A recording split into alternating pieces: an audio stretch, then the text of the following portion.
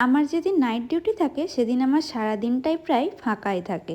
সত্যি কথা বলতে কি, মর্নিং ইভিনিং ডিউটি থাকলে রান্নাবান্না আমি একদমই করতে পারি না। তাই নাইট ডিউটি থাকলে সকালবেলাটা মনে হয় কখনো কখনো রান্না করি। আজকে আমি আমার পছন্দের কিছু স্পেশাল মেনুই বানাচ্ছিলাম। সকাল সকাল বাজার গিয়ে কিছু সবজি আর চিকেন কিনে এনেছিলাম। সবজিগুলো কাটা দেখে তোমরা বুঝতেই পেরে গেছো আজকের মেনু।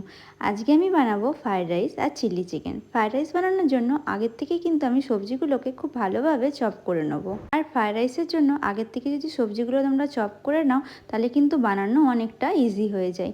ব্যাস তারপরে আর কি, কড়াই বসিয়ে দিলাম। কড়াইয়ে তেল গরম হতে না হতেই সমস্ত সবজিগুলো আমি একে একে ভেজে নিচ্ছিলাম। অপর ওভেনে কিন্তু আমি হাঁড়িতে জল গরম করতে দিয়ে দিয়েছিলাম, সাথে সামান্য লবণ আর একটু সাদা তেল দিয়ে দিয়েছিলাম। জল গরম হওয়ার সাথে সাথে কিন্তু ওর মধ্যে আমি চালটা অ্যাড করে দিয়েছিলাম। ব্যাস এবার কিন্তু আমি ভাজছিলাম চিলি চিকেনের জন্য ক্যাপসিকাম। এবার চিলি চিকেনের চিকেনগুলোকে আমি ম্যারিনেটের জন্য রেডি করছিলাম। সমস্ত মশলাগুলো কিন্তু একে একে দিয়ে দিলাম আর তারপরে কর্নফ্লাওয়ার অ্যাড করলাম। ম্যারিনেট করে কিন্তু চিকেনটা 1 থেকে 1.5 ঘন্টা রেখে দিতে হবে। তারপরে কড়াইয়ে তেল গরম হলে সাথে সাথে কিন্তু আমি চিকেনগুলো দিয়ে দেবো। ব্যাস ভালো করে ভাজা হয়ে গেলে দুপিটি কিন্তু ভালোভাবে লাল করে ভেজে নিতে হবে। তারপরে আমি কিন্তু আরও যে চিকেনগুলো ছিল সেগুলোকেও দিয়ে ভালোভাবে ভেজে নিচ্ছিলাম।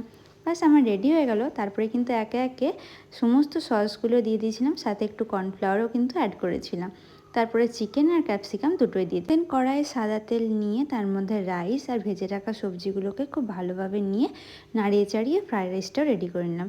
সাথে ফ্রাইড রাইসের মধ্যে কিন্তু একটু সোয়া সস আর একটু কিন্তু গোলমরিচের গুঁড়ো অ্যাড করলাম। আর ব্যাস আমার কিন্তু ফ্রাইড রাইস আর চিলি চিকেন রেডি হয়ে গেছে।